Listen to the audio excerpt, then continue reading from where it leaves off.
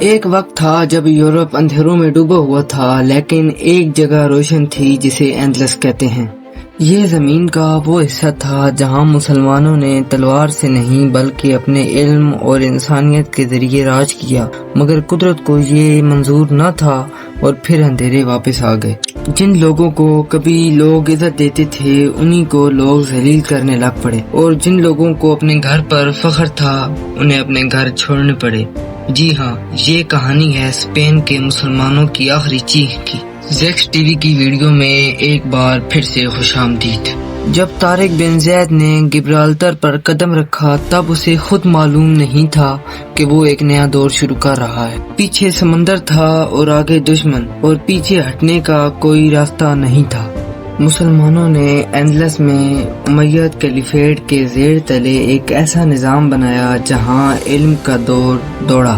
کارڈوبا دنیا کا تاریخ یافتہ شہر بن گیا۔ 70 لائبریریز، 300 پبلک پاتھ اور 500 مساجد۔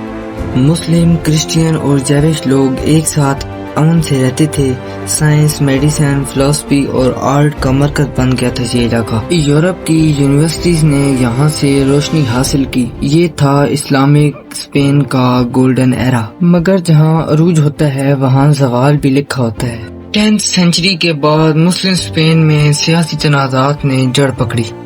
سینٹرل خلافت ٹوٹ گئی اور اینڈلس چھوٹی چھوٹی ریاستوں میں تقسیم ہو گیا۔ انہی کمزوریوں کا فائدہ اٹھایا کرسچین کنگڈم نے۔ کیسٹائل، ایراگون اور لیون نے ملٹری الائنسز بنائے۔ المرابطن اور محی الدین نے کچھ وقت تک مسلم رول کو بچایا، لیکن لانگ ٹرم میں وہ بھی اثر نہیں دکھائے۔ ایک ایک شہر کرسچین کے قبضے میں جاتا گیا اور مسلم اسپین گھٹ کر گرندا تک رہ گیا۔ گرندا اسپین کی آخری ریاست تھی۔ یہاں بنو نصر کا راج تھا جنہوں نے الحمبرا جیسے سندر عمارات بنائی۔ 1482 سے گرندا وار شروع ہوئی جو 10 سال تک چلی۔ آخر 1491 میں گرندا کا محاصرہ ہوا۔ 25 نومبر 1491 کو مسلم رول نے ٹریٹی آف گرندا سائن کی، جس میں مسلمانوں کے دین، زبان اور کلچر کی حفاظت کا وعدہ کیا گیا۔ 2 جنوری 1492 کو گرندا فارملی سرنڈر ہو گیا۔ روحانی اور سیاسی طور پر یہ مسلم اسپین کا آخری دن تھا۔ ٹریٹی آف گرندا کے باوجود کچھ ہی سالوں میں کرسچین حکمرانوں نے اپنا وعدہ توڑ دیا۔ ٹیلاویرا پہلے تو موڈریٹ اپروچ لے رہا تھا، لیکن کارڈینل نے 1499 میں فورسفل کنورسیشن کا آغاز کیا۔ ایک دن میں 3000 مسلم کو زبردستی کنورٹ کرایا گیا۔ اس ایکشن سے 1499 سے لے کر 1501 تک الپجاراز ریبیلین بھی ہوا۔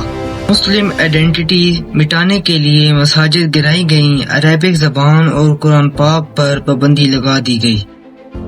پبلک اسکوائر میں لوگوں کو زندہ جلا دیا گیا اگر وہ اپنے دین پر قائم رہے۔ یہ اسپینش انسٹیٹیوشن کا آغاز تھا۔ 1502 میں ایک نیا حکم جاری ہوا، یا تو مسلمان کرسچین بن جائیں یا اسپین چھوڑ دیں۔ کئی مسلمان نارتھ افریقہ ہجرت کر گئے، جو نہ جا سکے انہوں نے چھپ کر اسلام اپنائے رکھا۔ انہیں کرپٹو مسلم کہا جاتا تھا۔ وہ چھپ کر نماز ادا کرتے تھے اور اپنے دین کو زندہ رکھا۔ لیکن 1568 میں کرپٹو مسلم نے الپجارا میں ایک نئی ریبیلین شروع کی۔ 1571 تک اسے بھی کچل دیا گیا۔ آخر کار 1609 میں کرپٹو مسلم کو اسپین سے نکال دیا گیا اور ایک تاریخی دور ختم ہو گیا۔ اینڈلس کا جسم چلا گیا، لیکن اس کی روح آج بھی ہم میں زندہ ہے۔ آج بھی اسپین کا ہر کونا اینڈلس کی یاد دلاتا ہے۔ گرندا کے محل، کارڈوبا کی مساجد اور ان گلیوں کی خاموشی میں چیخیں چھپی ہیں۔ زیکس ٹی وی کی طرف سے آپ کو یہ پیغام ہے، اپنی تاریخ مت بھولو، کیونکہ جو قوم اپنی تاریخ بھلا دیتی ہے اس کا مستقبل مٹا دیا جاتا ہے۔